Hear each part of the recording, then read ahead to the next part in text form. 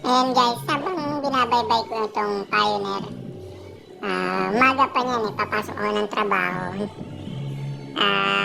Biglang may, pupunta pala sa kaliwa. Nasa pinaka kanan siya.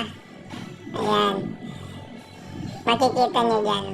Ayan, binilisan ko na dyan. Tapos bigla siya nag-placer. Ay, ang galing no? Wala pang helmet yung kasama niya. Grabe. Ah, grabe. Delikado yun.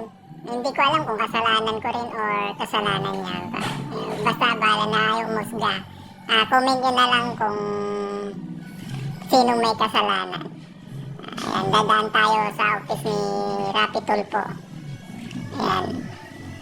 Ayan ang ano ni Rapi Tulfo guys. Ang daming tao dyan na naghihintay. Ayan, ang mga tao na yan. Dyan na natulog mo yan. Yung building na nasa kanan. Yung puting building. Doon yung office daw ni Rapi Tulfo. So, hanggang dito na lang guys. Thank you sa panonood nyo. Please follow and support na lang guys. Thank you.